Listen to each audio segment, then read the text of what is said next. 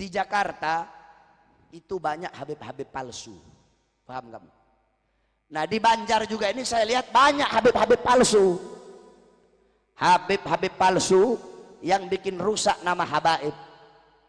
Datang ke haji-haji, beli tongkat 15.000 Pak Haji. Ini tongkat Sunan Ampel ini. Ini 1 miliar saya jual ke Pak Haji.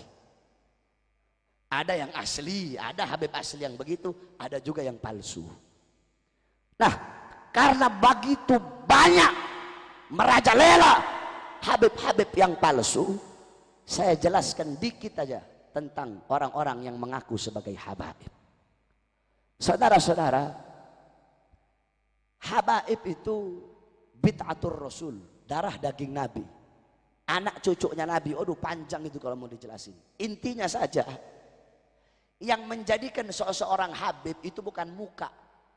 Ada orang hidung mancung bisa jadi habib? Nggak bisa. Habib didapatkan bukan dengan muka yang ganteng, putih, mancung. Habaib, sayyid, syarif tidak bisa didapatkan dengan harta yang banyak. Ada orang punya uang banyak, karena harta yang banyak langsung dia jadi habib. Nah, habaib tidak juga didapatkan dengan ilmu yang banyak. Ada satu ustadz, kiai, guru, ilmunya tinggi sampai di langit. Oh, kalau ilmunya tinggi langsung jadi habib gitu? Enggak. Bahkan dikatakan dalam syair, seorang alim apabila dia gila, dia tidak lagi disebut alim. Ya, ulama gila disebut ulama enggak? Ulama gila disebut ulama tidak? Habib gila tetap dipanggil habib. Karena walaupun dia gila nggak hilang. Karena apa? Karena zat, darah dagingnya Rasulullah. Jadi yang menjadikan seseorang habib itu bukan muka.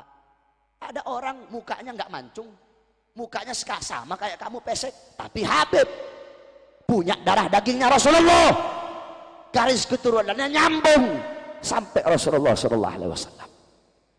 Nah, terus apa hukuman bagi orang-orang yang seperti itu? Dalam hadis qala Rasul, man intasaba ila ghairi abihi fahuwa mal'un. Barang siapa yang tidak bernasab kepada nasab bapaknya, maka itu orang dilaknat, terlaknat, dilaknat oleh Allah. Orang kan kalau ngaku habib berarti nggak ngakuin bapak aslinya, iya kan? Nah ini orang mal'un, ini orang dilaknat ini. Dalam hadis yang lain, manidda'a ila ghairi abihi fahuwa ya'lam annahu ghairu abihi fal jannah alaihi haram. Barang siapa yang mengakui orang lain sebagai bapaknya atau mengakui nasab lain sebagai nasabnya, ente alkohol ngaku asgaf, yang satu alkalin ngaku alkaf, mengakui nasab lain sebagai nasabnya, mengakui orang lain sebagai bapaknya, sedangkan dia tahu, bukan enggak. Kalau dia enggak tahu enggak dosa. Dia tahu bapak itu bukan bapaknya, dia tahu nasab itu bukan nasabnya, tapi dia akui, maka sorga baginya haram. Kalau haram masuk sorga berarti masuk mana? Kalau haram masuk sorga berarti masuk mana? Ada orang datang, Beb Bahar, kenapa? Anak semalam mimpi ketemu Rasulullah. Terus Rasulullah ngasih anak gelar apa? Al-Idrus. Beb, iya kenapa? Anak semalam mimpi apa? Ada cahaya. Terus dia bilang anehnya segaf. Oh, ente dapat nasabnya itu dari mimpi. Iya Beb, dari mimpi. Kalau ente dapatnya dari mimpi, ngakunya juga lewat mimpi. Betul? Dapat Al-Idrus dari mimpi, dapat Asegafnya dari mimpi, dapat bin Semitnya dari mimpi. Kalau dapatnya dari mimpi, ngakunya juga lewat mimpi.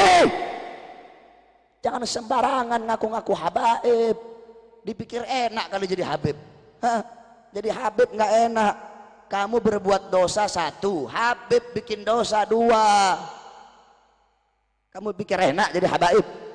Al-Habib Ali bin Ja'far As-Segaf, ahli nasab, beliau sudah bilang, kamu cukup menjadi umat Nabi itu udah enak, udah nikmat jadi umat Nabi. Ngapain mau ngaku-ngaku jadi habib? Makanya kamu baca kitabnya Abuya. Kitabnya Abuya kalau nggak Syarafu Ummatil Muhammadiyah, Itu yang menjelaskan tentang apa kemuliaan umat Rasulullah. Kamu baca itu kitabnya Abu Yamaliki. Udah enak jadi umat Rasul, pakai mau ngaku-ngaku Habib. Tidak ada. Ilmu nasab itu ada mardudun nasab, ada maktuun nasab, ada maskukun nasab, ada majhulun nasab. Oh banyak itu. Maka jangan sampai ngaku-ngaku habaib. Jadi umat Nabi udah enak.